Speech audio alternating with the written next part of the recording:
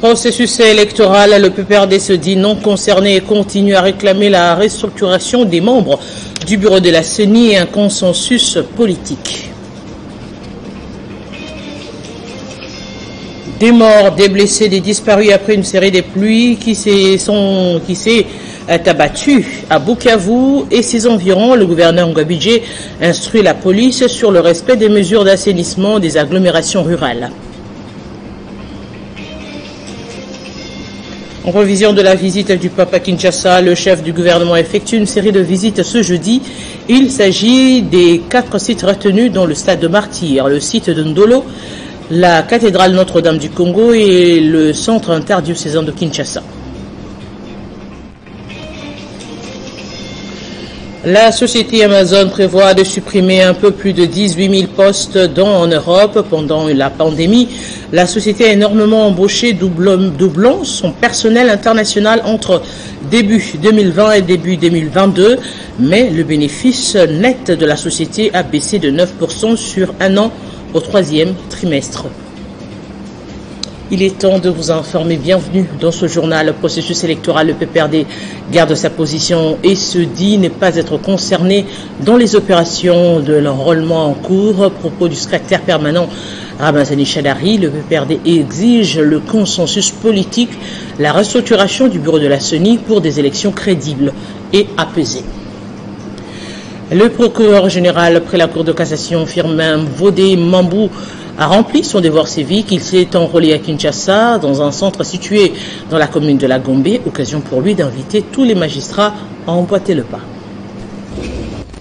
C'est au centre de l'Institut de la Gombe à Kinshasa que Firmin Vodé Mambou, procureur général près la Cour de cassation, en bon citoyen, est allé remplir son devoir civique. À son arrivée au centre d'identification et enrôlement des électeurs, c'est au magistrat de la République a rempli toutes les formalités d'usage et respecté toute la procédure de l'enregistrement à la livraison de la nouvelle carte d'électeur, en passant notamment par la capture écran photo. Devoir civique rempli et carte d'électeur en main, le procureur général près la Cour de cassation a invité tous ses subalternes à emboîter les pas. Nous, on est citoyens, on est dans l'obligation de remplir son devoir civique, donc nous sommes là. Et nous demandons bien sûr à tous les magistrats du ministère public civil de faire comme moi. Prenez votre inscription, votre enrôlement pour que le moment venu, vous ayez rempli votre devoir civique. Accompagné de magistrats de son office, le procureur général près la Cour de cassation, Firmin Vodé Mambou, est reparti très satisfait de l'engouement de Congolais qui viennent se faire enrôler. 3 morts, 9 blessés, 2 disparus et des maisons détruites. C'est le bilan provisoire des dégâts causés par les pluies diluviennes qui s'est abattu dans la ville de Bukavu et ses environs. Le gouverneur Théo Ngwabidje Kassi a aussitôt instruit la police d'assainissement pour des agglomérations rurales et urbaines de la province du Sud Kivu et plus particulièrement dans la ville de Bukavu pour des mesures strictes. Les pieds dans l'eau, des taxis-bis et autres véhicules privés contraints de poursuivre les trajets, bousculade par-ci pour se créer le passage, c'est le résultat de cette catastrophe naturelle causée par des fortes pluies diluviennes tombées la nuit et qui ont provoqué la force de la nature, qui malheureusement ont aussi causé des dégâts humains que matériels. 3 personnes ont trouvé la mort, 9 autres blessés, 2 disparus et 5 maisons qui n'ont pas résisté à la pression du vent ont été complètement détruites, selon la mairie de Bukavu. Ce jeudi matin, le gouverneur du Sud Kivu, Théo Ngwabidje Kassi, a visité les endroits les plus touchés pour se faire une idée des dégâts matériels et humains. Il s'agit notamment de la place Munzirwa à Nyawera, où l'on s'affaire à dégager des ordures charriées par les eaux des pluies. L'itinéraire conduira l'autorité provinciale à la place de l'Indépendance jusqu'à l'ancienne coopérative. Le gouverneur des provinces a instruit et doté de moyens conséquents au service d'assainissement, à l'office de voirie et drainage et à l'office des routes afin d'évacuer les débris sur certains endroits touchés comme à Nyawera, route de déviation dite chez Babachingazi, La Botte, place de l'Indépendance, route lycée Ouima, ancienne coopérative et plusieurs autres coins de la ville, respectant ainsi sa politique de proximité qui cadre avec la vision du chef de l'État, Félix-Antoine Tshisekedi, de placer l'homme au centre de toute action. L'autorité provinciale a constaté non sans regret la spoliation d'un terrain vers la place de l'Indépendance. Il a immédiatement ordonné la suspension des travaux avant d'indiquer que cet espace servira désormais d'un parking public. Une fois identifiés, les spoliataires répondront de leurs actes devant la justice.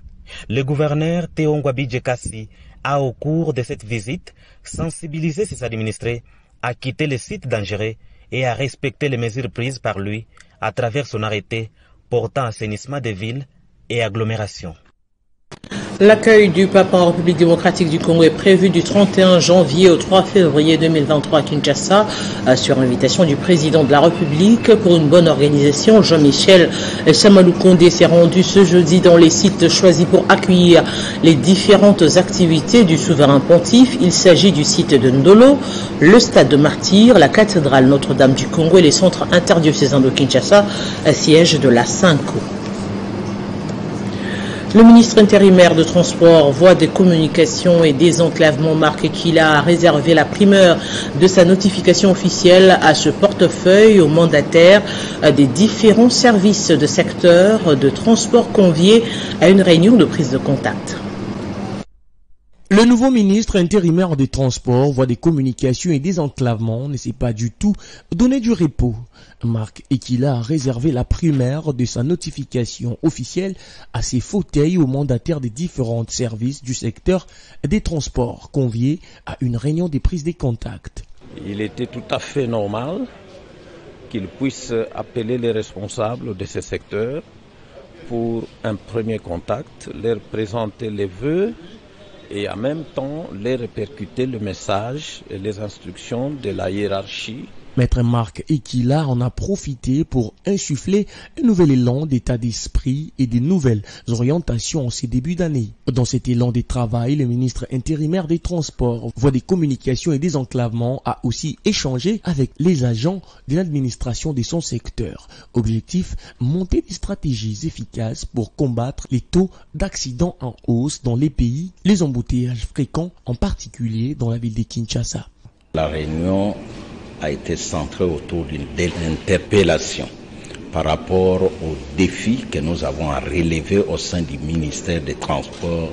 Avec l'essentiel sous sa tutelle, a été question de prioriser une approche axée sur les résultats. Il voulait que l'année qui commence puisse être porteuse de beaucoup plus d'améliorations dans les relations entre les censeurs et la tutelle. C'est ainsi que Marc Ekila a donné le ton pour cette nouvelle année 2023. Après les provinces de l'Est où elle s'est rendue pour suivre de très près la distribution des vivres FARDC, la vice-ministre de la Défense, Séraphine Kiloubou, a communié avec les blessés de guerre et leurs familles pour fêter le début de l'année 2023 avec espoir. C'est avec les blessés de guerre, leurs familles et les épouses des militaires que la vice-ministre de la Défense nationale, Séraphine Kiloubou Koutouna, a choisi pour fêter le début de l'année 2023. La cérémonie festive a eu lieu le mercredi 4 janvier au quartier 3. Au cours de son adresse, Madame Séraphine Kiloubou a d'abord souhaité ses meilleurs vœux à tous les blessés de guerre avant de rappeler l'engagement ferme du président de la République et de son gouvernement à améliorer globalement les conditions de vie de toutes les forces armées. Elle a rappelé cet engagement en citant notamment la récente augmentation des salaires des veuves militaires et blessés de guerre, tout en indiquant que cette année 2023, beaucoup d'autres bonnes nouvelles devront intervenir dans les rangs des hommes en uniforme.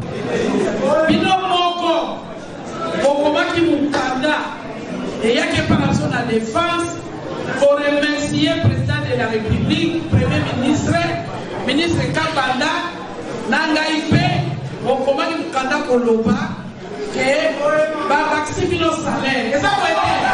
Mandima va blesser votre bazanga valeur. Il y a pas de biso valeur. Aliena biso, Amelina biso. Donc on peut dire que merci. Zamba pas pour la partie de la ébélé.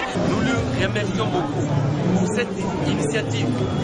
Vraiment que le bon Dieu prête vie, qu'il lui donne une longue vie. Réconfortés par cet acte d'amour et de générosité, quelques-uns d'entre eux se sont exprimés pour saluer l'engagement de la vice-ministre Séraphine Kiloubou pour sa proximité et sa compassion envers les forces armées et leurs dépendants. Et en vacances parlementaires dans le Nord Kivu, le député national Bitoura Shadrack a communié avec plusieurs membres de ses différentes bases. Il a également profité de l'occasion pour appeler ce dernier à s'enrôler pour préparer les prochaines élections. C'est sous les rythmes du fanfare que l'homme fort du territoire des Bénis a été accueilli dans sa province. Les députés nationaux Bitoura Shadrack, en vacances parlementaires, a célébré la fête des nativités de Jésus-Christ avec la population des Wicha, l'une de ses bases. Il a ici donné un message d'espoir et de compassion à toute la population, les rassurant de la détermination du chef de l'État et son gouvernement qui ont pris toutes les dispositions pour barrer la route à l'invasion de la RDC par les Rwandais sous la couverture du M23. Par ailleurs, Bitoura Shadrack a appelé la population à s'approprier des opérations électorales et qui pointent à l'horizon. Soucié de la jeunesse de sa province, il a lancé les travaux de construction d'un stade moderne où les travaux avancent bon train. Juste après Wicha, cap vers Mutwanga, plus précisément à Wenzori, relayé le même message d'espoir. Nous venons de Wicha où nous avons travaillé, donné le message du gouvernement et du président de la République, son Excellence Félix Tshisekedi Tshilombo, qui ne cesse de s'activer au plan politique, même au plan diplomatique, pour remettre la sécurité, la paix, la stabilité et la tranquillité dans notre pays. Il s'est à noter qu'avant qu'il ne quitte Wicha, le député national a doté à l'Institut de Wicha un lot de 100 tôles pour la construction de 2 salles de classe et plus de 150 tôles pour des églises dans ces coins. Nous venons de recevoir 100 tôles. C'était vraiment notre besoin. Alors, vraiment, nous remercions grandement notre gouvernement. Pour finir en beauté son périple, il a tenu à participer à un match avec le jeune de ces coins où il a communié à la fin avec eux pour écouter leurs desiderata. État de siège ou état prédateur, ainsi s'interroge la population du Nord Kivu et plus précisément celle de Goma qui ne sait plus à quel sens se vouer devant plusieurs méfaits subis depuis l'avènement de cette mesure exceptionnelle dont l'objectif était plutôt de pacifier cette partie du pays. À la suite des actions des organisations de la société civile, des jeunes et des mouvements citoyens, les travaux irrélatifs ont été suspendus et détruits par l'acquéreur. Les mêmes personnes sont revenues à la charge et encore une fois, ils ont repris les mêmes travaux de construction sur ces lieux avec cette fois-ci l'accompagnement de certains militaires de la garde républicaine pour inquiéter tout intervenant qui s'opposerait à leurs manœuvres. Au gouverneur des provinces de suspendre immédiatement tous les travaux, n'importe lesquels, amorcés sur cet espace et de les protéger dans un bref délai. D'y retirer également ces éléments de la garde républicaine afin de permettre à la jeunesse d'accéder à leur espace récréatif. D'instruire les services du cadastre de ne ménager aucun effort pour la protection de cet espace. Au cas où l'autorité compétente n'arrivait pas à satisfaire à notre revendication, nous serons dans l'obligation de passer à une vitesse supérieure en organisant des actions de grande envergure jusqu'à l'obtention de notre droit. Initiation des étudiants à la formation militaire. Cette initiative du ministre de l'Enseignement supérieur et universitaire est saluée par les étudiants du Nord Kivu. C'est le porte-parole de cette crème intellectuelle dans cette province qu'il a déclaré ce jeudi à Goma, alors que plusieurs universités et instituts supérieurs ont lancé l'ouverture de l'année académique 2022-2023, à en croire Wilfried Akilimani. Ceci pourra permettre à la RDC de mieux défendre son intégrité alors que le pays fait face à une agression rwandaise. Le message est doublement. D'abord pour les étudiants qui vivent dans des milieux sécurisés et ceux-là qui ont des familles dans le milieu insécurisé. C'est que il y a des étudiants qui se sont retrouvés à Goma ou soit à Butembo pendant qu'ils ont des familles à Rutshuru ou à Beni. Il faudrait que le gouvernement congolais prenne des mesures pour un peu alléger la tâche de ces étudiants-là qui se retrouvent dans nos universités à Goma, à Walikale ou à Butembo et qui ont besoin d'un soutien ou un appui étatique. Alors au-delà de ça, je crois que c'est un appel à patriotisme pour tous les étudiants. Le ministre a pris un acte très courageux d'initier la formation ou soit la préparation à la formation militaire. Il est plus que jamais temps que tous les étudiants, que tous les jeunes du pays s'investissent dans la question de la défense de notre pays parce que il est important que nous puissions avoir une défense collective et communautaire de toutes les couches de la population et toutes les catégories de population, partout que nous soyons, nous étudiants de façon particulière, nous avons la responsabilité de sauver notre pays et de constituer une force d'autodéfense, ou soit une force de défense nationale très sécurisée. Ouverture ce jeudi de l'année académique 2022-2023 à l'Université libre des pays de Grand Lac à Goma. Cette nouvelle année est placée sous le thème Université libre des pays des Grands Lacs et le système pédagogique LMD, une révolution universitaire. Au cours de l'ouverture de cette nouvelle année académique 2022-2023 à l'Université libre des pays des Grands Lacs Goma, le recteur de cette institution a donné quelques orientations aux enseignants et nouveaux étudiants. Le professeur Joseph Ouassomissona a souligné que désormais, un contrat doit être signé entre l'enseignant et l'étudiant pour révolutionner l'enseignement. Nous plaçons cette ouverture sur le thème Université libre des pays des Grands Lacs et le système pédagogique LMD, une nouvelle révolution universitaire. Pourquoi révolution? Parce que tout le système d'enseignement a changé. Nous avons insisté beaucoup plus sur les contrats qui doivent être désormais signés entre l'enseignant et l'étudiant. Le système doit beaucoup plus privilégier les classes inversées. Nous ne formons plus l'étudiant pour avoir des points, mais nous formons un étudiant doté des compétences nécessaires pour qu'à l'avenir, à la sortie de l'université, il puisse embrasser directement la carrière. Avec ces nouvelles réformes, l'ULPGL Goma s'internationalise surtout avec l'arrivée des étudiants d'autres pays comme la Corée. Notons que pour cette année, 800 demandes d'admission au sein de cet établissement universitaire ont été enregistrées. Et pour commémorer la journée du 4 janvier en mémoire des martyrs de l'indépendance, le directeur général de l'OEBK, Jean-Claude Mavungu, a organisé une messe d'action de grâce à Matadi. L'organisation des équipements de Banana à Kinshasa OEBK en sigle, avec à sa tête son directeur général, Jean-Claude Mavungu, en commémore la journée du 4 janvier consacrée aux martyrs de l'indépendance dans la paroisse Saint-Sacrement de Belvédère à Matadi dans le Congo central.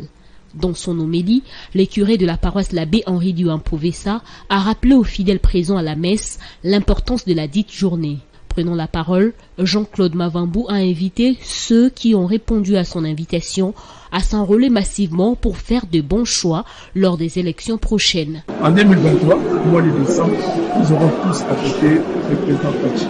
Et je profite même de l'occasion pour prodiguer un conseil à tous les compatriotes congolais qui seront candidats, peut-être candidats, président.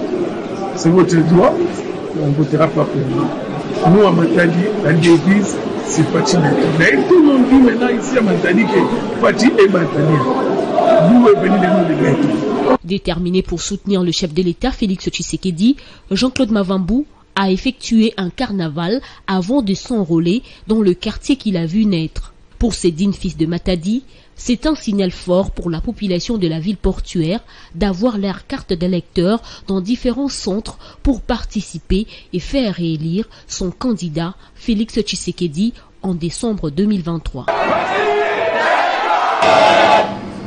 Vous avez corrigé, c'était le directeur général de l'OEBK, Jean-Claude Mavungu. célébrant la fête des martyrs de l'indépendance, le parti politique Nouvelle Alliance des démocrates d'Atanas Matenda a enregistré plusieurs adhésions en signe de soutien aux actions du chef de l'État Félix Tshisekedi, surtout pour sa réélection en 2023. C'est au total 675 membres de la Fondation Milabio qui ont adhéré ce mercredi 4 janvier 2023 au parti politique Nouvelle Alliance des démocrates ANAD en sigle dirigé par le professeur Atanas Matenda Kielou.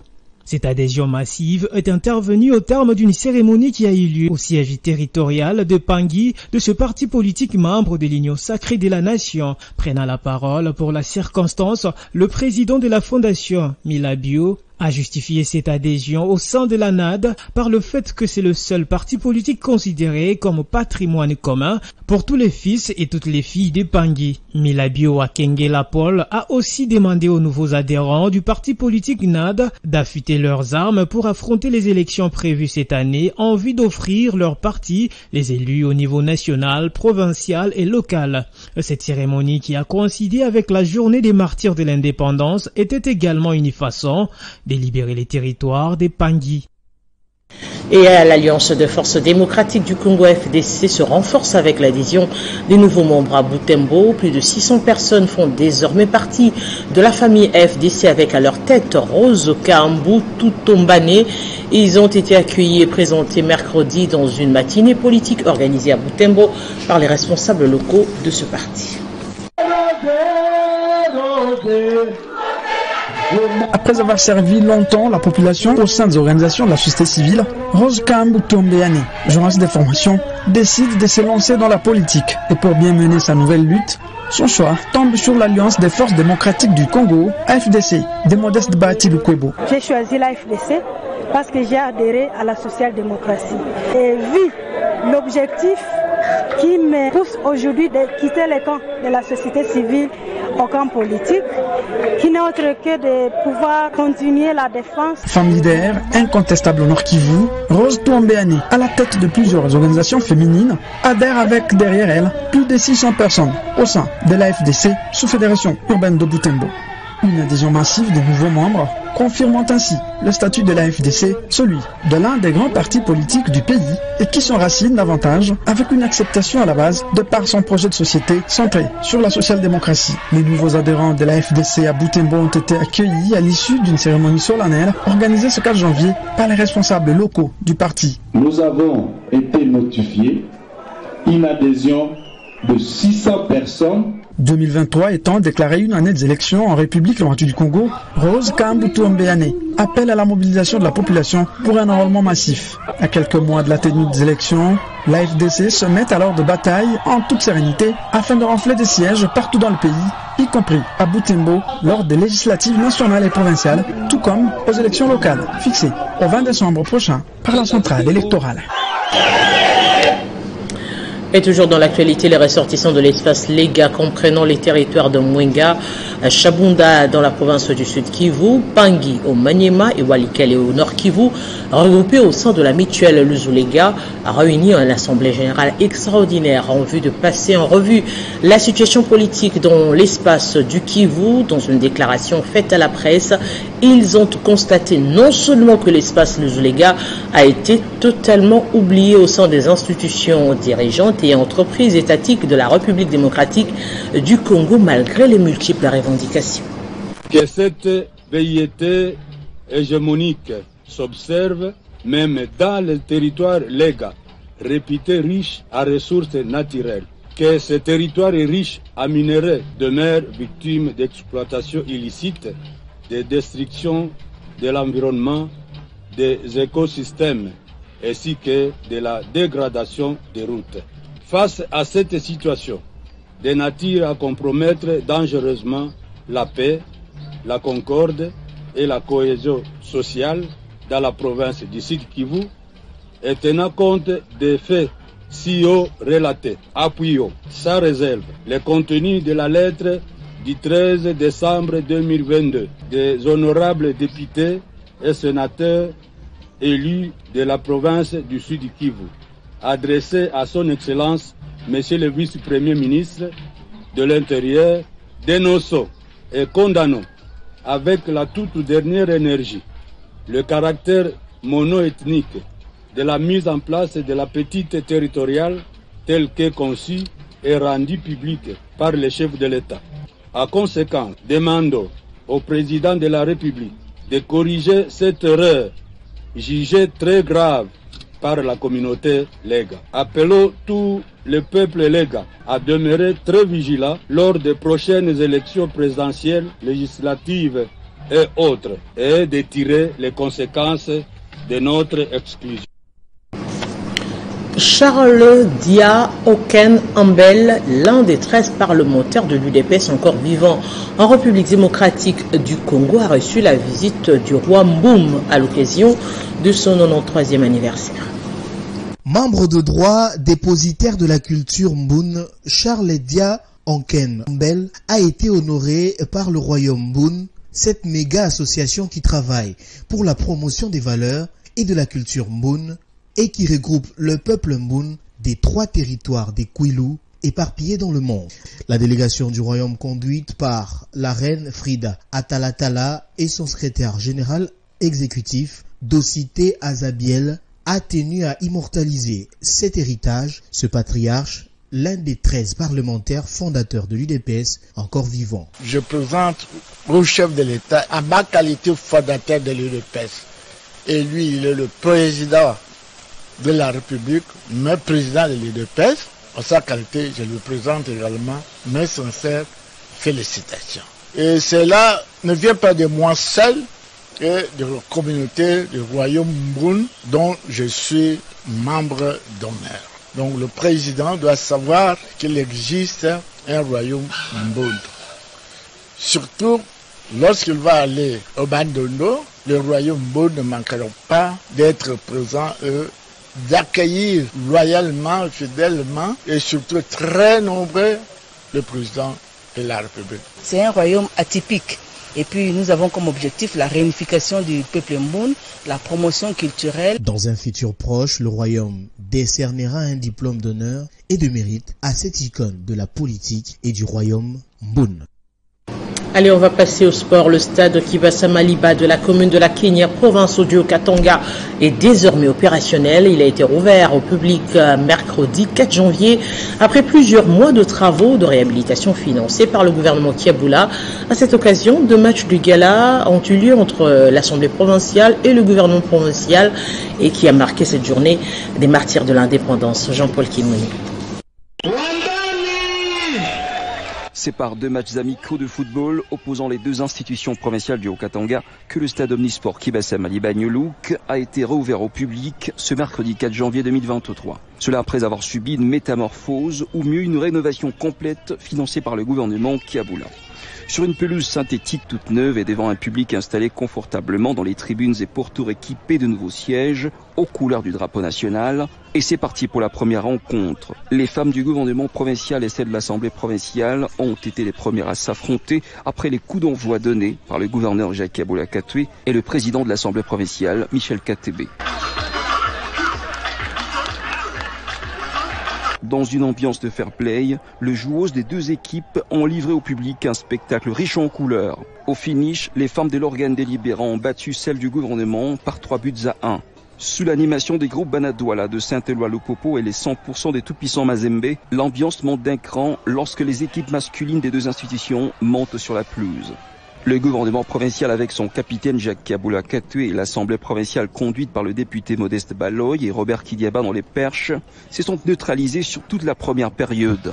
Les dribbles du capitaine Kaboula n'ont pas suffi à départager les 2 équipes qui ont fini la partie par un score vierge, des 0 buts partout. Il faut dire que les résultats de ce match n'ont pas fait ombrage au grand événement du jour, à savoir l'inauguration d'une infrastructure sportive modernisée et qui fera désormais la fierté de la province du Haut-Katanga et du Congo démocratique en général. Le stade Kibasa Maliba est désormais prêt à accueillir les compétitions locales, nationales et internationales dans les prochains jours après son homologation par la CAF. Dans tous les cas, fièrement le public a découvert à cette occasion un chef-d'œuvre que Jacques Kaboula Katoué vient de mettre à la disposition du monde sportif RD congolais. Et puis en international, le géant du commerce électronique Amazon a annoncé hier la suppression de plus de 18 000 emplois, alors qu'au mois de novembre 2022, plusieurs médias américains avaient rapporté que la société américaine envisageait de licencier environ 10 000 employés seulement. C'est sans doute un signe majeur des difficultés du secteur de la technologie aux États-Unis. Le géant du commerce électronique Amazon a annoncé mercredi qu'il allait supprimer un peu plus de 18 000 emplois. Le directeur général d'Amazon, Andy Jassy, a fait part de cette nouvelle dans un message aux salariés, également publié sur le site de l'entreprise, précisant que les magasins opérés par le groupe et les ressources humaines seraient principalement affectés. Par ailleurs, dès novembre, plusieurs médias américains avaient rapporté que la société américaine envisageait de licencier environ 10 000 employés. Amazon avait confirmé des suppressions d'emplois sans dire combien de postes seraient affectés. Sans indiquer la répartition de ces suppressions d'emplois, le dirigeant d'Amazon précise avoir décidé d'annoncer ces nouvelles rapidement parce qu'elles ont été fuitées par un employé, mentionne que les salariés impactés ou bien leurs représentants seront contactés par la société d'ici le 18 janvier. Et c'est la fin de ce journal, on prend le rappel des principaux titres.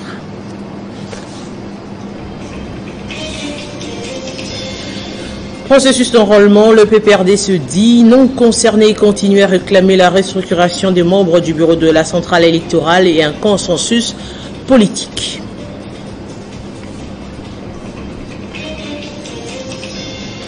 Des morts, des blessés, des disparus après une série de pluies qui s'est abattue à Bukavu et ses environs. Le gouverneur Mbabidji instruit la police sur les respects de mesures d'assainissement et des agglomérations rurales.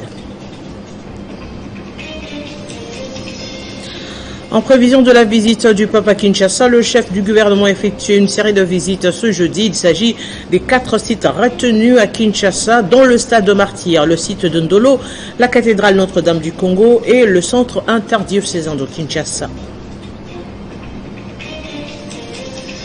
Et en international, la société Amazon prévoit de supprimer un peu plus de 18 000 postes en Europe. Pendant la pandémie, la société a énormément embauché, doublant son personnel international entre début 2020 et début 2022, mais le bénéfice net de la société a baissé de 9% sur un an au 3e trimestre. C'était un plaisir que de vous informer, mesdames, messieurs. Ce journal est terminé. À très bientôt.